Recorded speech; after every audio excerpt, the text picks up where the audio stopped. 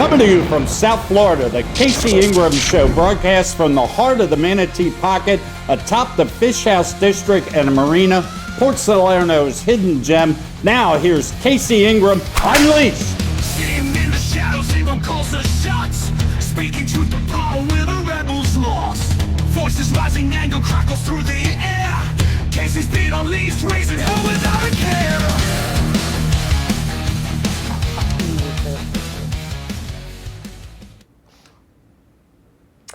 Today we have Martin County School District Board Chair Amy Pritchett with us. We will be diving into various topics, including one that's getting national attention, but hits home right here in Martin County: how immigration policies are impacting our public schools. Amy Pritchett serves as the chair of the Martin County School Board, representing District 4, which includes the Port Salerno area. Her current term extends until November 2026. As chair, Pritchett is actively involved in several committees, including the Florida School Boards Association Advocacy Committee, Stuart to Martin Chamber of Commerce, Code of Student Conduct Committee, Council for the Arts Committee, and the District Advisory Council. Prior to her tenure on the school board, Pritchett defeated incumbent Anthony Anderson in the election, bringing a fresh perspective to the board.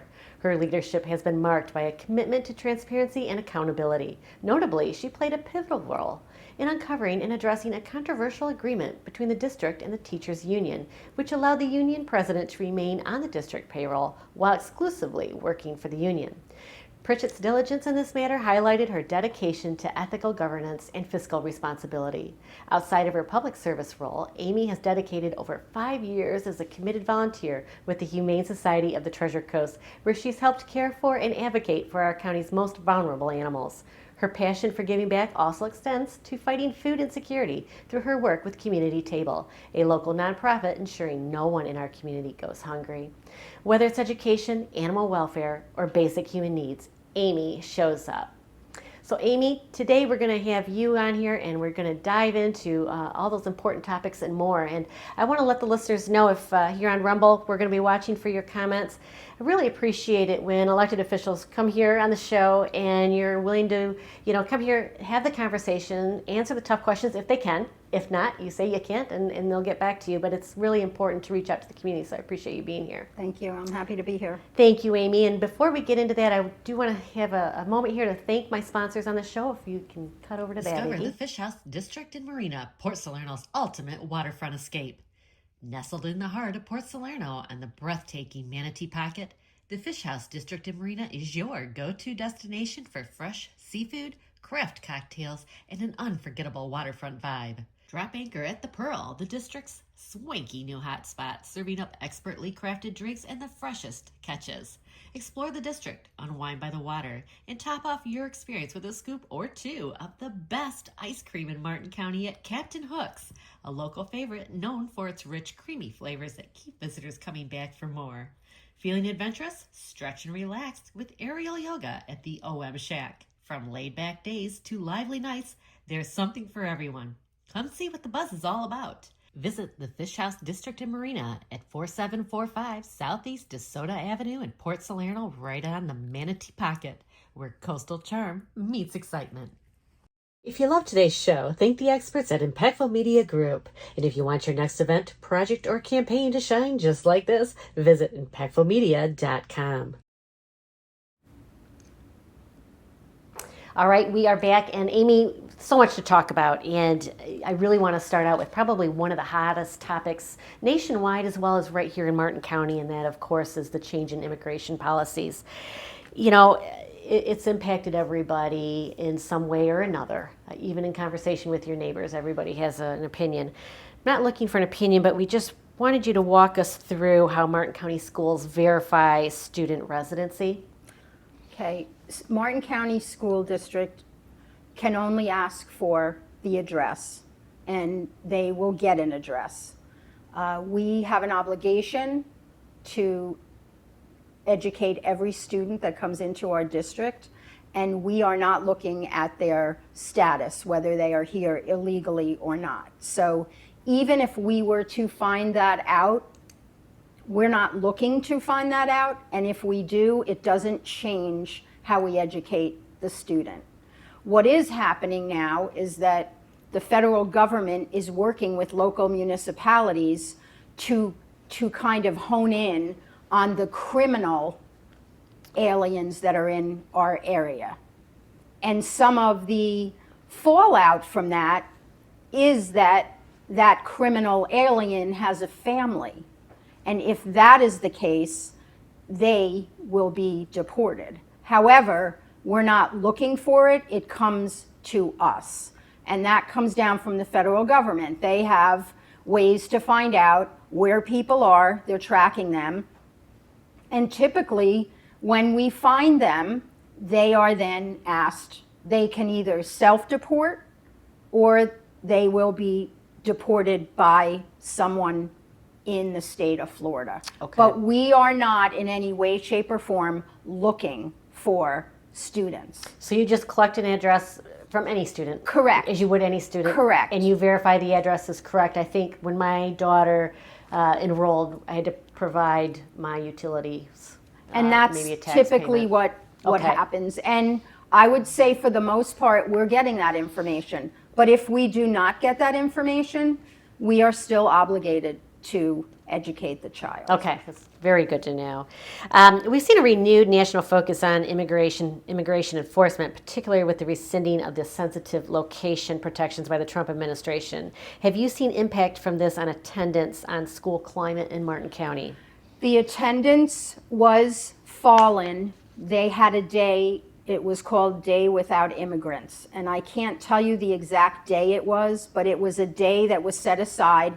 And in Martin County, we did see a decline for that one day.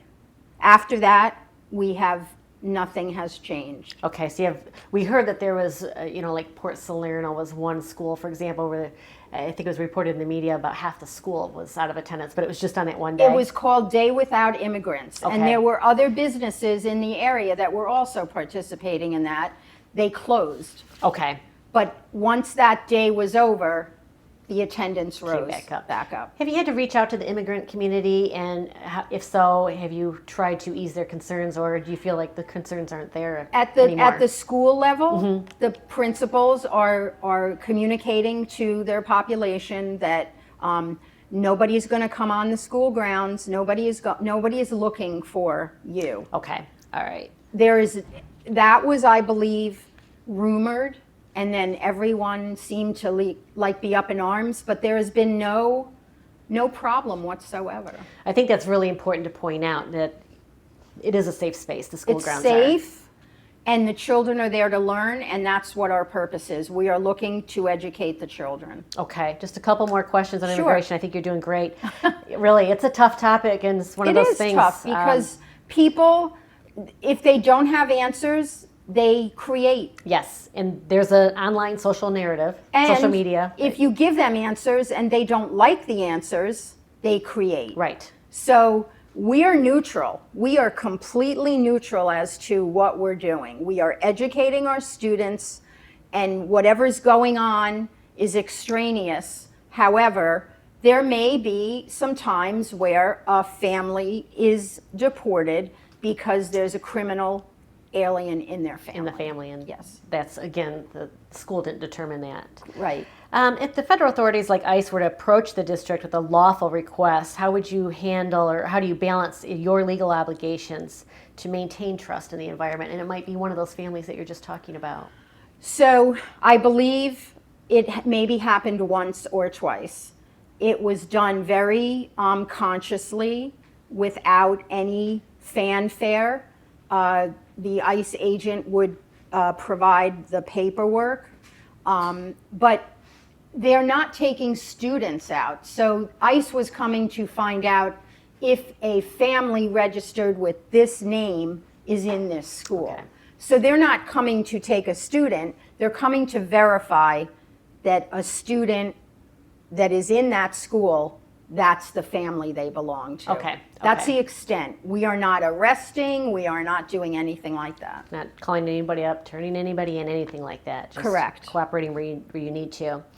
Have you offered any training or guidance to your teachers on handling sensitive immigration issues? I personally was not in that doing that, but we were directed how to handle it, and the principals at the different schools were given the authority to train their teachers, etc. And a lot of it more had to do with making sure the child knew you're Right, okay. right, Had right. nothing to do with, this is what we're going to do if something happens, because they're not going to break into the schools. So it was more about sensitivity and letting the students know that education was going to just take place. It still continues on just Yes. as it did yesterday. Yes. And what is your message to families in Martin County who may feel fearful or uncertain about sending their children to school due to the immigration status? Well, I mean, we follow the law, and my message is that you should follow the law, whatever that interpretation of the law is to you. If you don't feel that you're here safely, you may want to think about doing something else, but that's not my call. I will never say go somewhere else. I will just say you need to do what's best for you and your family. So my message is, while you're here, you are safe, but if you start to feel that maybe the pressure is mounting and you shouldn't be here, we will allow you to self-deport and then come back under our laws, which is coming in legally. And I welcome that happens. So the other big topic is the Department of Education. Very interesting. That really has to be very interesting for you folks. It's been around forever and a day. Yes. Close to 50 years, I think, maybe a little more. What's your perspective on the push to dissolve the Department of Education? Well, it's interesting because I'm going to parallel it to something. When there were the quote unquote removing of the books and they called it a ban, it wasn't a ban. The books weren't going away. The Department of Education is simply dividing the work that they are doing, and it's being absorbed into other areas of our federal government. Small Business Association, Kelly Loeffler is the Small Business Association director now, and I happened to listen to her this morning, and she said all of those grants and titles and everything else, it's still going to happen. It's just not going to happen at that big, archaic, too many people organization. We're absorbing it. The Treasury Department is going to be handling some of the grants and such. But Small Business Association will absorb college loans, will absorb your, I don't know what they call them in Florida. In New York, we had Pell Grants and things like that. That's all going to happen at the Small Business Association. So I believe there might be some bumps to begin with, just kind of acclimating people to where they're going.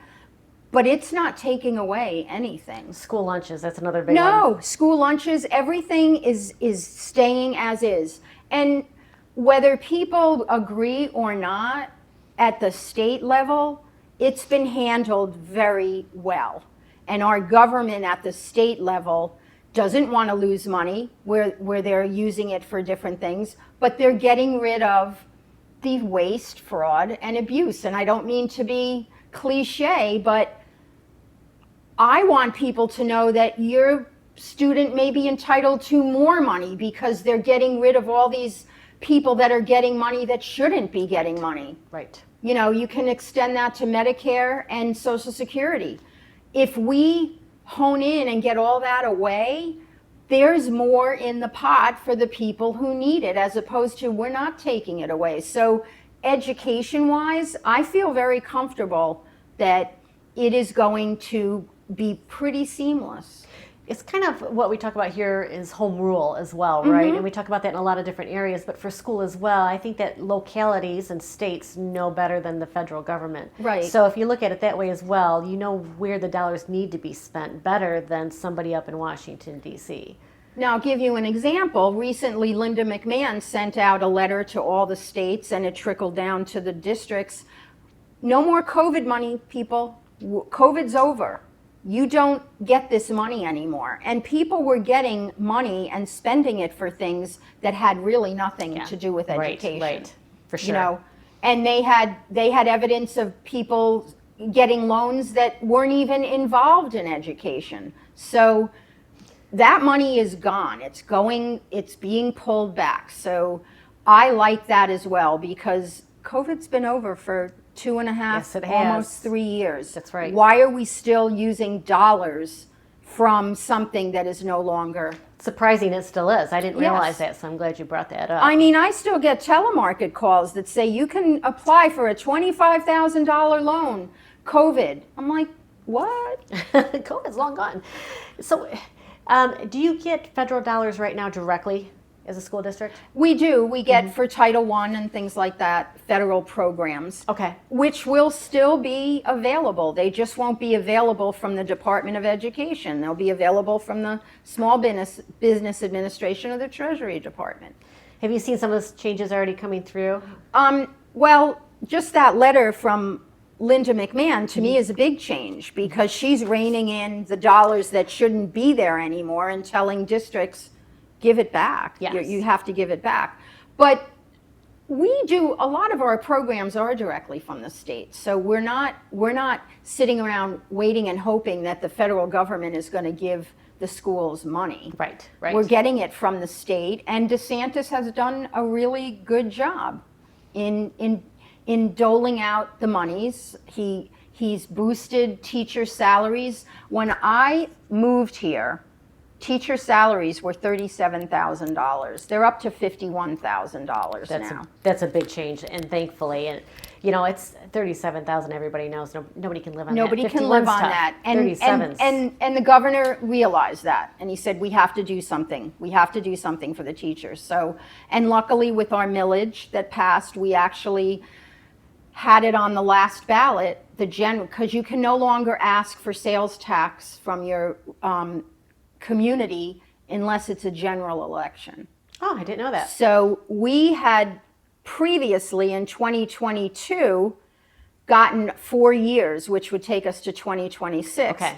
But we did it in 2024 so that when 2026 is over, we are now going to have another 4 years of it. So we got ahead of the game. We put it on the ballot and it passed overwhelmingly. So we wanted to make sure that we had mental health money. We wanted to make sure we had money for teacher salaries and hardening of our schools. Right. So we got ahead of the game by doing that. So there won't be that lapse, 26 and 27. We're good for that. That's good. You guys were thinking ahead. I Yes. like that. So. Yes. Amy, the budget for the school is something that is growing every year. It's something I know before you were running it, you were focused on as well. Now that you're a school board member, you're sitting as chair of the school board.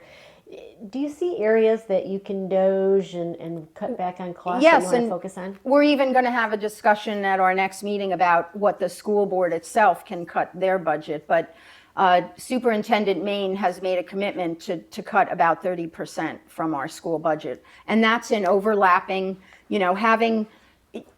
most people today are doing more than one job, if I may say so. Yes. They're not doing 2 full-time jobs, but they're doing the work in another area that maybe they weren't hired for. Okay. So what we're doing is finding those areas where we've got duplication and we're pulling back there. So maybe it is in the admins. We don't need, I'm just being hypothetical, so don't quote me on this. Right. And by the way, I speak for me. I'm not speaking for any other Right. board member. I want to make that very clear.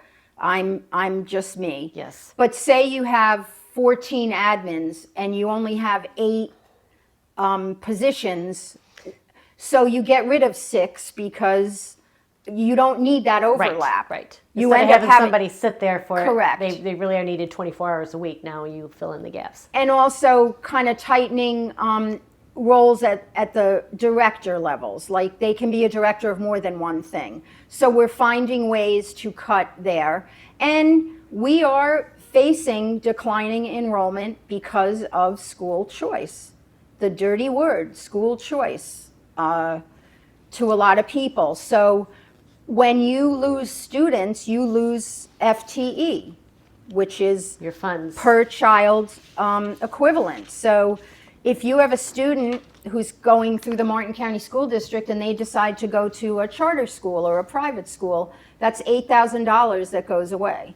So big. we're dealing with declining enrollment, which means less funding in our budget. And as a result of that, we are cutting back and finding ways to still provide the best service possible. And we're allowing students from other districts to come into our schools. You're touching on the question I was going to ask earlier, and you've already answered most of it. But, what are you doing so that you can compete and collaborate with those charter schools? And what ideas are out there to remain attractive to families? Well, one of the areas that I think, we're very strong in is our career technical education. We have students who are smart kids, but they may not necessarily want to obligate themselves or their family to 4 years of college at $40,000 a year plus, and I might be lowballing it at this point. So we have an attractive career technical education program where students can leave our high school and be in the workforce and be making a living and actually be making a lot more money than they would have if they went to college and then got a job. So we have aeronautics, we have marina, we have vet tech. I actually, at the animal shelter on Saturday, I'm a mentor. I trained a student who is a South Fork senior, that's perfect. who's in vet tech. And he loves the program. He is so excited. He's been out in the community. He's been to vet hospitals. He's been to shelters. And one of the things he decided he wanted to do to expose himself even more was become a dog walker, because that's how you get that hands-on experience. Absolutely. Get to know what it means when the dog's tail goes under or their hackles bristle up. And he's a little on the shy side, but he broke out of his shell, and I said, I want you to be interviewed by someone on our staff, because he's a walking, talking person that's going to leave us and get a vet tech diploma and be able to be in the workforce. And that's huge. Those are actually good paying jobs that are needed, and they can enter right away. So. He's doing it he's doing IRSC, so he's getting that dual.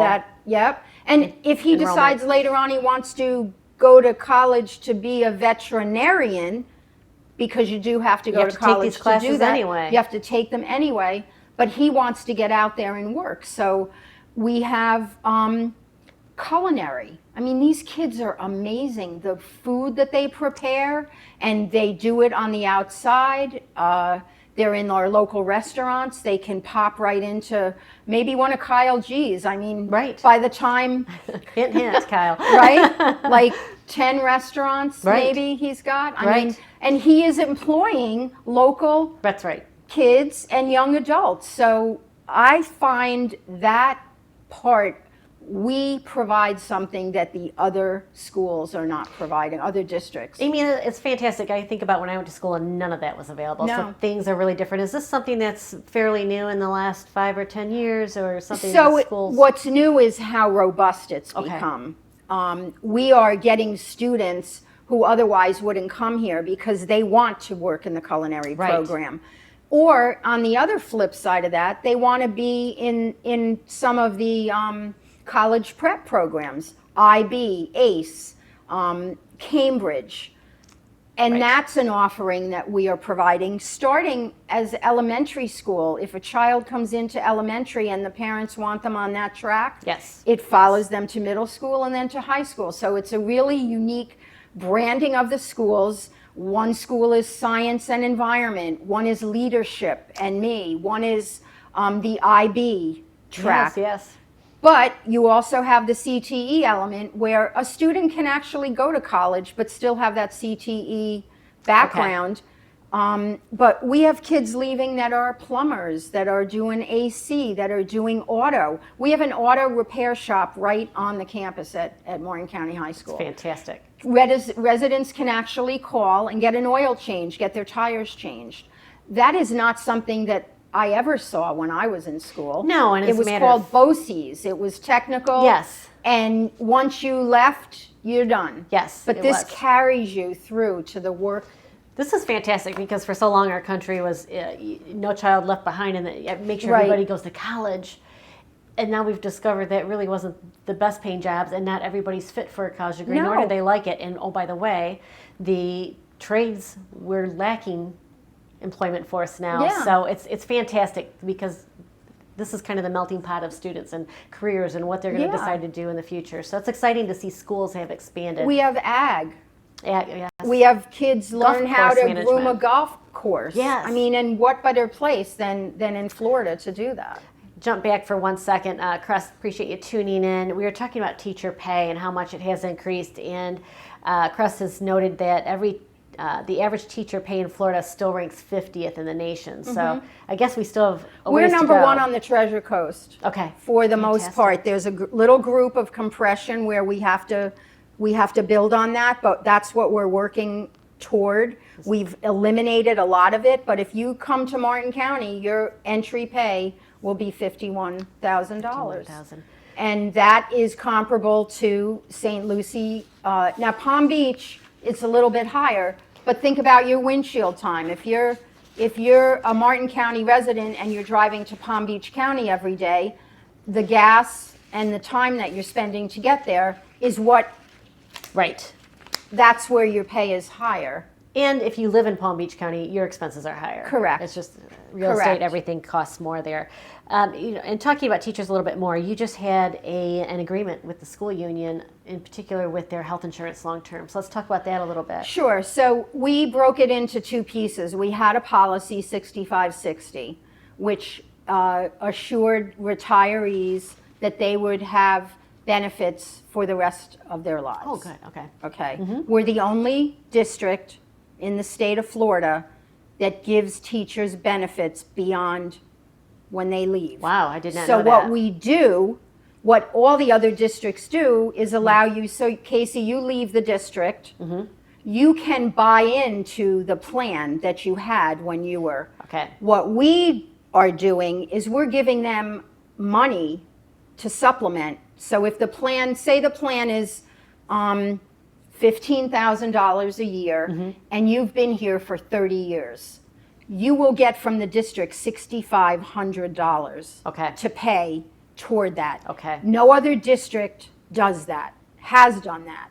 In addition, FRS gives Medicare eligible retirees $7.50 times years of service a month toward their Medicare premium. Okay. All right.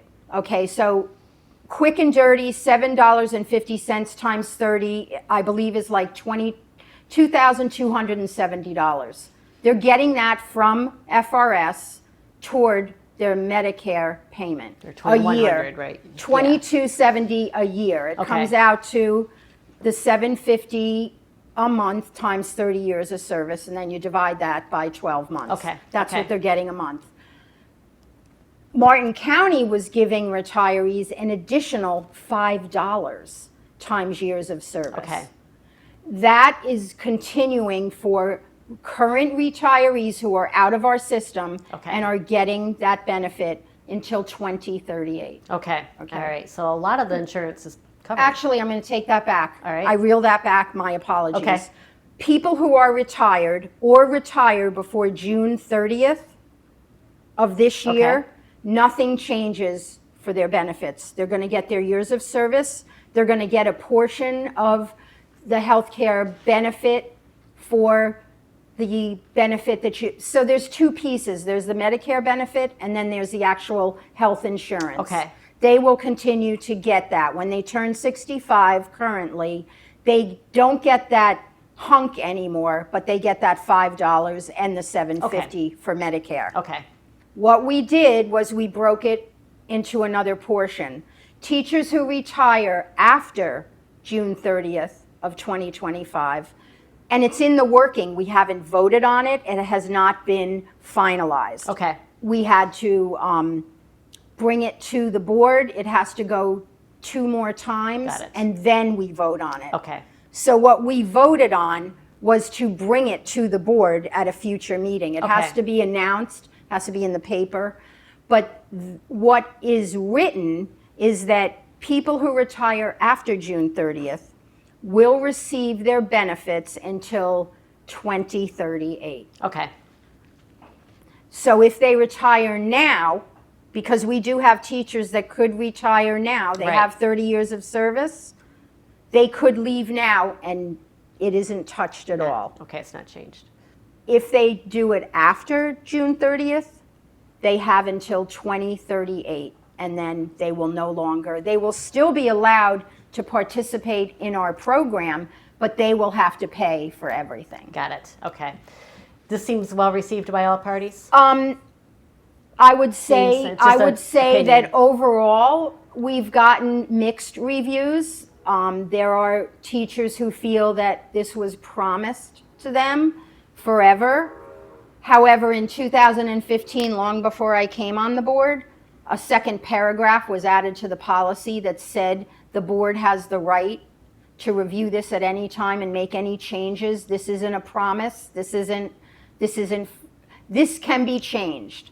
That was 10 years ago. Okay. So the way I look at it is 10 years ago, plus you have another 13. That's 23 years Right. that you have to make different arrangements. And some of the teachers have said, well, I will just go somewhere else, but they won't get, they have 13 years here that Okay. they will get it. Okay. If they go to Palm Beach County, yeah, they'll make more money, but they won't get any money given to them from Palm Beach County to pay for their health insurance once they retire. That's very interesting. Okay. All right.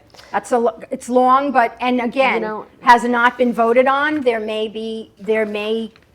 You don't know. We don't know how, I don't know how my other board members are going to vote. I Right. feel it's fiscally responsible for us to make some cuts. Okay. I'd rather pay them on the front end than the back end. Right. Absolutely. And So then that they can have it. take that money and put it in a little account to make up for the difference from not getting it when they retire. Okay. Okay. That makes a lot of sense. I appreciate that. Let's handle, there's a little bit of a controversial topics, and that's handling debates over curriculum content. And boy, you've seen a lot of that as a school Yes, board member. absolutely. You were part of the Moms for Liberty chapter right here in Martin County. Correct. So the school, review of the books, everybody wanted to call it a ban, was one of those things. How do you handle those as a school board member and realize there's so many differing opinions in the community? I think it's pretty simple for me. I look at what is best for the student. Is it best for a young child to be exposed to things that they wouldn't be exposed to otherwise? Whether it's content about the history and how history of slavery with the critical race theory, those components. That's a fine subject for high school, but they were filtering into the younger kids and making students question something they didn't even understand. Right, they don't have the comprehension yet at that age. Right. And a lot of those issues, I agree. And as far as the pornography, Yeah. I've yet to hear somebody give me a solid reason why it's beneficial to a 5 or a 6 or an 8-year-old to learn about sexual things, whether it's the act of sex, whether it's the words that go along with it, the body parts. That's a family issue. I want someone to tell me that it's better that they learn it in school than they do from their family. No one has been able to tell me that. When I steer it that way, I'm told, you're just homophobic, you're against this, you're against that. I had one person actually email me and say to me, I bet you wouldn't be upset if they were talking about heterosexual sex. And I said, I would be. sex is sex. Right. Whoever is doing it is not the issue. Right. The issue is you're bringing it to a child who isn't understanding It's a it. subject not for a 5, 6, 7-year-old, 8-year-old, even a 10-year-old. Some of those books were pretty risque that were brought up. So Yeah, I- and all I'm saying is if you can show me that this is something that will enrich my child, will enrich our district, I am perfectly willing to sit down and listen. But no one is willing to do that. They just want to call me names and, Yes, yell at me. got very tense, and everybody doesn't want to have an open conversation. No. And some of those books, even at Amazon, they were given a specific age range for the books, and they were offered in the school district to ranges smaller than that, or ages younger than that. So, Yeah, and some of the novels were like novels you'd read on the beach as an adult while you're sunning yourself. Yeah. And they were in middle school libraries. Why? 100%. That's where you came up with the had the controversy and came up with rules. Yeah. So, Martin County School District just celebrated its inaugural district-wide Black History Month celebration at the Boys and Girls Club of Martin County. Yes. Eric from Indiantown wants to know why the district celebrates Black History Month. He feels it's out of the mission of the schools and costs the taxpayers unnecessary money. But in general, he believes to celebrate all or celebrate none. But this is not a school's purpose. And we had that conversation yesterday, Eric, so I'm well aware of your feeling about it. And what I told him was that this is what our state guidelines are giving us they do honor and celebrate Black History Month all over the world, and especially here in the United States. And I was at the event, and it was very well done. The kids were participating. There was every color there, white, black, Hispanic, Latino, everyone participated, and they did it happily. There wasn't any question. And I celebrated Black History Month when I was in school. It wasn't to the degree that it is now. It just wasn't as robust. But I told them I respect how you feel, but my focus is on some other pressing issues. I also told him that I wrote and will be entering a proclamation for November to be Veterans Month, to be celebrated in our school district from here on in. So I'm very proud of that. And I feel like those are the things that aren't getting the attention that they should be getting. So my counter is, let's talk about the people who made it for us to live here free and liberty. Those are the people that need to be celebrated. Is it the same? No, but it needs to be done. And I've had shows on this topic, and Black history is part of American history. It so is. There's something to be said for that as well. And there's also people are arguing, which I disagree with, taking down statues and trying to erase history. Me too. Let's talk about history. Let's not talk about it. Right. I think it's important as we continue to move forward in the future. We should understand where different races came from. Could we expand on it? Sure, yes. I mean, let's talk about the Irish. They were also slaves. No, that's not. It doesn't have its own month, but we do have Black History Month. It's been here for a long time. It's Yep. recognized, and it is American history as We well. have Murray Middle School Can't was pick the and choose. original Black high school when we were segregated, and then it was Stewart Learning College or Stewart Learning High School, I think it was called Stewart High School. We can't just pretend that it didn't happen. But I'm also open-minded, and I see where he's saying, well, then why don't we do have a Hispanic celebration in the schools. I think it's important for everyone to be recognized. What I would say is if it was Black only, but there weren't only Black people there. Everyone was there. The entire community was proud to be there. So I'm in favor of doing that if that's what the district wants to do. That's not something I would say we shouldn't be doing. And and there's a lot of history to learn, and it's interesting here in Martin County too. I am glad you brought that up. There was another person that reached out to me and had a lengthy letter, but I'm just going to cover on a short part of it. And I have not had the chance to verify this, Amy. So if this information is incorrect, just please call it out. They said that Martin County School District has told its teachers that as long as a student passes one quarterly semester throughout the school year, the student is deemed to have passed the course and is promoted. Furthermore, if a student test scores shows to have not passed any tests throughout the school year, teachers are instructed to reevaluate their test scoring to ensure students are promoted. So that was, but that isn't now. Okay. They must pass two semesters. Okay. It's Two not semesters, not just a quarter. Correct. Let's talk about that a little bit more, because how many different languages are in the school district? It's a phenomenal I think amount. it's 86 Yeah, different languages. I was thinking it was around 90, so 86 is probably it. We have an issue because we've got a lot of students that don't speak English. They're mainstreamed. It's called leveling. Okay. And you have a teacher who's trying to teach the course, and you've got a handful of kids who don't speak English. And they have to learn as well. So I think over the course of time, to make the numbers more palatable, they did that, but they're not doing themselves any favors, because eventually, and this is nationwide, kids Right. are leaving school not able to read, not able to write. That's a shame. I mean, So what we're concentrating now on is smaller groups, okay. where the students who are lacking in the English language are in the classroom. They're not being separated, but they're being handled in a smaller group so that they can catch up. Okay. And we're just starting that. So we're not going to see the fruits of that till probably next year or the year after. But it does make a difference, because then you have the students in the class who see their classmates struggling. They're more likely to want to help them.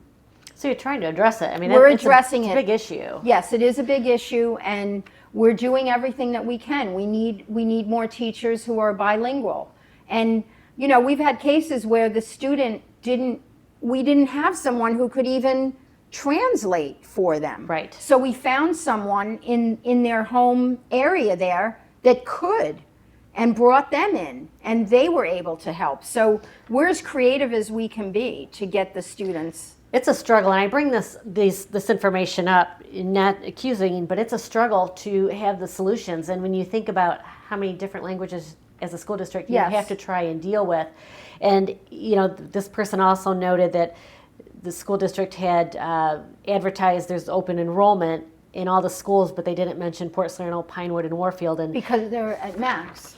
they're at max already. Yes. There you go. So it wasn't anything to do with the It minority wasn't side of anything it. to do with the minority. It had Okay. to do with room. Okay. We only have that for schools that we have.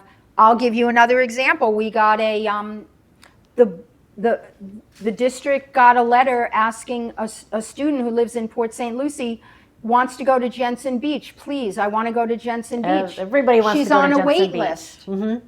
So Right. it has nothing to do, it has to do with how many seats are available. Do Martin County students have priority over Port St. Lucie if they're not in the district? So somebody, Yes. let's say in Indiantown, wants to go to Jensen Beach. Are they going to be prioritized over a Port St. Martin Lucie County student? residents are prioritized over any other. Okay. And within that pocket, it's teachers, firefight, all the kind of first responder. Okay. They are prioritized over any outside district. Okay. So if someone from Port St. Lucie comes, they're going to have to wait until there's an availability for them. Okay. So how many schools are open now? Most of them? I mean, I know you said the enrollment's starting to go down because there's so much competition. Well, right now, availability is probably at 2 of the elementary schools, Citrus Grove and I think Crystal Lake. I think Murray has availability. I think Anderson does, Stewart Middle. The high schools are getting close to Okay, capacity. capacity. Yeah, so, I mean, and a lot of it has to do with what path the parents Right. feel their students are going to take. You know, we have a lot of attraction for the culinary program. That's a county. We've got Jensen Beach with the, are they Cambridge or Ace? I think they're Cambridge. It depends on what high school they want their student to end up in. That's the path that they'll take.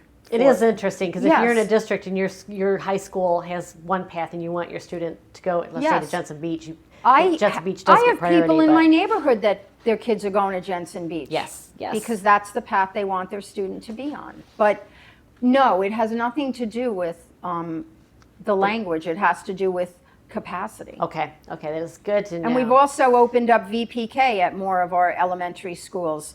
We're hoping that when they come into VPK, they'll just stay. Right. Because VPK privatized costs them money. Okay. But VPK in the public school, it's just part of the curriculum.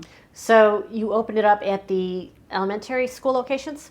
We had them open in several, but now I believe they're open. VPK is open at all the elementary schools. Isn't that something? Yeah. Okay. Okay. Yeah. Interesting. And that's a good way to keep them going, like you said. Yeah, and interestingly, we lose them in middle school because that's a hard age. It Right. just is behavioral.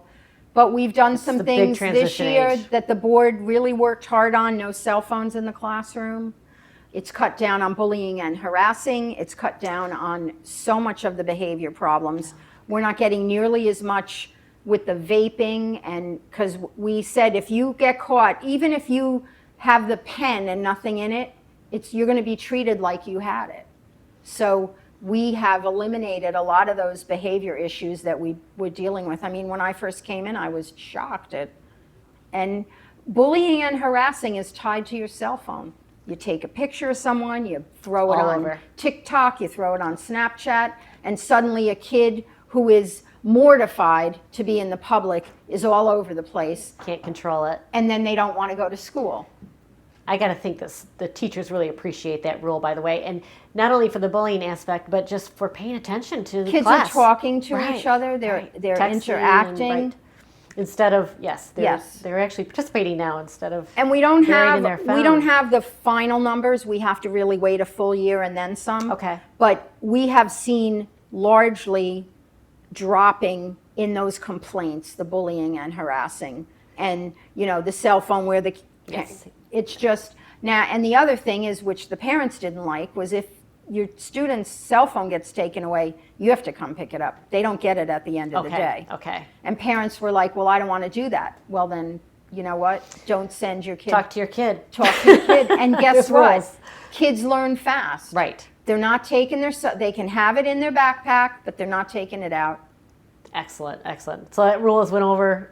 It's very beneficial. Might have not Yes, went over and with the we've gotten students thank you largely. letters and people Fantastic. talking Okay. to us in Publix. Thank you so much. I can't believe how much, my kids talking, because, if they don't something- have it at school, Right. that habit is broken. There's something else to this world besides So your when they phone. come Right. home, they're not desperate. Right. you Right. know? Talk about the pool real quick. I'm not sure where that ended up. The pool at Martin County High School. Sure. So we were notified earlier it was actually the end of last year, right around the time when swimming ended. Yes. We were notified that there were some problems, some safety issues. Well, when we went out there to address them, we realized we can't keep putting Band-Aids on things. We need to do a deep dive. We need to be responsible because kids' safety is of utmost importance, Yes. and there are kids. And one slip or one finger where it shouldn't be, and lives Right. change. So what we did was we were given by facilities several options. And we chose the option that would cost the least, but will extend us out 5 to 7 years, which is about $500,000. Okay.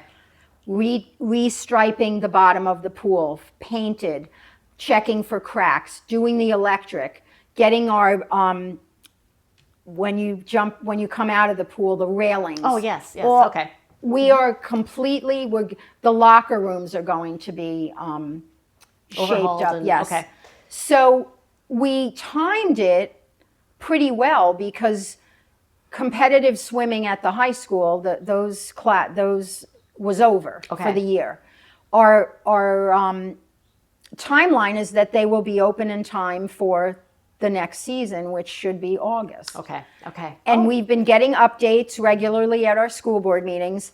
But full transparency, every single thing we've done and every penny we've spent, they can go on the website and see from when it began through now where we are. Work is beginning and it's happening. And our facilities director knows full well that if the timeline can be massaged without worrying about safety, we'll open sooner. But the biggest backlash that we're getting is not from the swimmers who compete, but the community who uses the pool Okay. for master swimming and those types of things. And they see it that we've taken the pool away from them and that we don't have a right to do that. But the pool is closed. Right, okay. Okay, You're we're working not on going it. to open it while we're doing work. I'm sure you can get work done quicker if it's completely closed, too. Yes. And it's a pool. You got Yes. water to deal with. And, we've got people saying it's not your pool. It is. We are entirely responsible for the upkeep and maintenance and the running of that pool. In fact, when outside people come in, they pay money and it's collected by the school. It is a school-owned pool that was donated. Yep. And But it's still owned by the school. Correct. And during the time where we couldn't have kids there, they were at Sailfish Splash. And it wasn't 100% the best thing. But it worked for the time being. The kids got to compete. They finished their season. They did very well. They took some places. So Fantastic. I feel very confident that we did absolutely the right thing. And then we thought, as a board, no discussions or anything, but down the road, maybe put it on a referendum and see if the community wants to get a brand new state-of-the-art facility. That was a lot more expensive, was it? 60, I mean, it would be a lot of money. Incredible. It's A lot of incredible, money. yes. 60, I think it was millions. Millions and millions for a brand Yeah, new and we just facility. we don't have the budget to do that. No, and we have to watch those pennies and dollars, Yes. as they say. And speaking of Doge, for the parents out there, I'm sure by now you're familiar with the Kids Guide, co-founded by Mike Huckabee. Well, the Kids Guide wants to know whether or not you approve of Doge. Please take a minute to head on over to dogechoice.com right now to cast your vote and to see how much more than 15,000 other parents have already voted feel about Doge. Remember, vote at dogechoice.com. Whether you choose yes or no in the Kids Guide Doge poll when you visit dogechoice.com, you'll be thanked with a free gift bundle featuring 2 Kids Guides. You'll get the Kids Guide to President Trump and the Kids Guide to Elon Musk, both for free, so your kids can learn how they are using Doge to slash government waste. dogechoice.com, cast your vote, and you'll get a free gift bundle for your kids. That's dogechoice.com, dogechoice.com. All right, lots of things going on, and we're talking federal and state, and of course right here in Martin County. What's the long-term vision for the district at this point? Well, I know the superintendent's vision, which we embraced, I believe I embraced it, is he wants to be number one. I in the agree with that, state, Superintendent and then number May. one in the country. Fantastic. He believes every child is a genius in their own right, and we want to find what is the genius in them that they can cultivate so that when they are in school, they know that they're doing what they want to do, they're feeling good about themselves. And at the end of the day, it really is, for me, always been about what is best for the kids. I like that a lot. Each kid has its own genius, and there's a lot of truth to that if you think about it. Are there any new plans for any new schools, any renovations coming up? Boundary changes? No, I mean, we're working at Murray Middle School, but that was due to the tornadoes. That they had Yes. two areas Ugh. of the building that were completely demolished, if you will, agriculture and their music. Yes. So temporarily they've moved things around, but that will get a nice renovation. And as things come up as needed, that's what we're working on. A couple more questions for you, just Sure. as chair. What's it like being the school board chair? I mean, you're out in the community. It's a very elevated position, and everybody that's involved with the school, which really is everybody in the community, we all pay taxes whether we have kids in school or not. I'm sure you get a lot of feedback. For me, I mean, I take it seriously. I take the responsibility seriously. I'm kind of like not a structured person, so the meetings, I want people to feel comfortable. I'm not rigid in my delivery. Sometimes I mess up and go to the wrong We're place all on people. the agenda. That's okay. But so for me, this is me personally. I don't like, okay, you're the chair, you stand here. I want everybody to be I'm just like that. And so there's a discomfort for me because I'm no more elevated than my other 4 board members. So that part of it is a little bit uncomfortable for me. But in terms of, like, I get to see the agenda, I can, any one of the board members can ask for something to be on the agenda, but I meet with the superintendent to kind of go over things first. But I don't know that that's any greater of a, it's nice, but I don't go back and go, oh, ha, ha, Yeah, right. I know. And I get invited to things a little bit more, and they call me chair, and it's an honor that my fellow board members put me in the position, but I don't see myself as more important than anyone else. I just really like to kind of just do my thing, and yeah, if we have to take a picture, I'll get in the picture, but there are times when they're like, oh, just the chair, and I'm like, no, we're all here. We're all part of it. We are all part of it. So I kind of wrestle with it a little bit because I don't want to diminish anyone else's importance. What motivated you to run? And with that, now that you have been chair and you have been on the school board, what have you accomplished through those motivations? Well, I think you remember I ran because I didn't want masks on kids. Yes. That was my motivation. I don't ever want children to be subject to what the federal government says they should be. Luckily, our governor saw that. He closed us down and then opened us back up. But we were the district was being guided by the health department and the federal government, who were basically running around going, well, this is the science. And I say, listen to the parents. If they don't want their kids to have a mask on, they shouldn't have to wear one. And then it was the quarantining. Yes. If you had COVID, you had to be out for 14 days, and then you had to test, and all of this infiltration into our health, it was very, very concerning to me. So being on the board now, my mind is always saying, we will never do that again. That will never happen again. We will not rely on ifs and buts.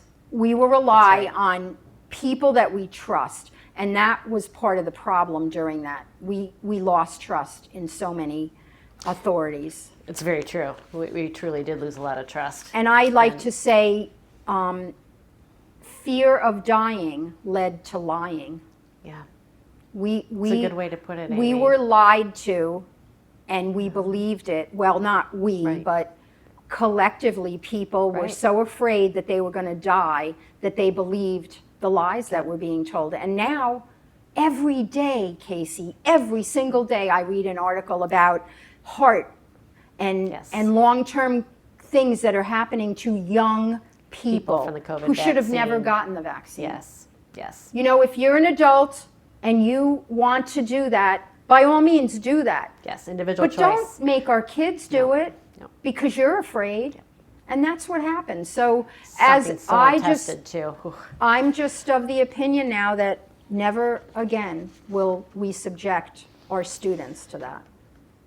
Well, I appreciate you running. And one thing I can say, folks, is I did meet Amy through the process, and you have just always been so down to earth and so open, and it's Thank you. refreshing. I mean, you're not a politician. No, Everybody's I'm saying you're not. elected, you are now, you automatically become that title, but you truly are just a person that wanted to bring a perspective and do something better for the school system and for the children and for the dogs. I mean, you're Yeah, out I there all mean, the time, and so- and nicely, we have the dog program in our schools. Yes. A reading program where the animals come in and the children read to the dogs to develop their confidence in reading. So I love that. My brother's actually part of the program. Oh, is he? Oh, that's awesome. Like away from me, it had nothing to do with me. He just wanted to do it. So Well, this has been a really good topic. The Department of Education, I know, is a big one that a lot of people think should be disbanded. We talked about that starting out. But I want to point out, too, that internationally,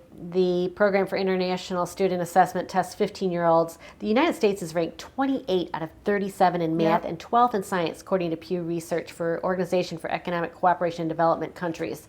Those 37 countries are the most highly developed democratic nations. That's what our Department of Education has done, and I think that's where we have to look at what's working and what's not. And if it's not working, why are we shoveling all that money to And it? it wasn't like that when they started the Department of Education. So what does that tell you? That's right. And for me, the Department of Education it's a bloated bureaucracy that need not be. Yes. We do not need the government to umbrella us here in the states. The states, whatever state you're in and however you want to do it, that's the 10th Amendment. Yes. The states have, the say, and they weren't getting it. They're not getting it, and I hope that changes. I looked up some other rankings, but Martin County schools are ranked 11th out of 67 for the 23-24 school year. You just missed the A grade by 1 percentage point. Correct. But then you look at Florida as a whole, and folks, it's amazing. I guess different rankings can be based on whatever they want them to be based on, because the U.S. News ranked Florida K through 12 10th overall in the country, which has went up a lot from what it used to be. Wallet Hub said Florida ranks 11th. But then there's another website, schoolaroo.com, that is published through World Population Review. World Population Review. It uses schoolaroo.com, where you can break down the individual criteria of each ranking. And there's really a lot of work to go. And I know for Florida, this isn't Martin County in general, Right. but for Florida, the 2023 rankings, the ACT scores, we were 38 out of 50 states. Graduates who took at least one AP course in high school, Florida was number one. I was glad to see that. Math rates, though, 42 out of 50. Reading scores, 33 out of 50. Students getting into college, 35 out of the 50 states. High school graduation rates, 33 out of 50. And science rates, 41 out of 50. At schoolaroo.com, you can go in and find all these individual statistics, which I think are really important, because they're not just saying, Right. yeah, they graduated, we're giving them, a 90%. It's interesting because I read that colleges in Florida are in demand, that people want to come. They're one of the best in the nation. They're is one what of the they best say. in the nation, and getting better Yes. because of what's happening in the country. I think that students that were graduating were being given a message, activate, Yes. just It's an interesting topic, because I thought that too. I'm like, why are our universities ranked one of the best in the country, and yet our K through 12 is struggling? But part of it, I got to say, probably the best and brightest, who doesn't want to come to Florida, Right. are coming to our universities. and more so since COVID. Yes. Florida opened up before They anybody came else. because they want to get away, and they're like, wait a second, I want to stay. Yes. So I'm happy about that. It's interesting. So I appreciate your work here on the board. Folks, please share this show. Amy Pritchett, she's our school board chair, but, you are out in the community. You come up and talk to you. You are so open. And if you don't know, I know you'll just say, I'll find out. So, Exactly. I mean, and I've had to say that. I've had to say to people, I don't know, but I will find out. And we have a great public information office. You've spoken to Jen before. Yes. She's like my 411. If I don't know, I call her. She will call you back. She will email you. She will let you know what it is you need to know. And that's why I'm happy to be in Martin County, because we are transparent about everything. And if we don't know it, we'll find out, but we'll help you any way that we can. And I believe the people that we've entrusted to our kids are doing the same thing. Well, I wholeheartedly, and I'm sure everybody in the community supports you and Superintendent Maine and the whole school board to bring us to #1 in the nation. Yes. I think that's exciting, and that's part of the reason why I brought up some of these numbers. We have some work to do, but Absolutely. it takes that drive and that goal. And no one is saying those numbers are wrong. Right. We're saying they're not acceptable. Right, and that's the thing. So, Amy, I appreciate it. Any other words out there to our families? No, just listening? thank you. Happy to be here. If you want to give me a call. You can email me at pritcha@martinschools.org, or you can call me at 772, I don't use that number quite as much, 772-341-9860. 772-341-9860. 9860. 9860.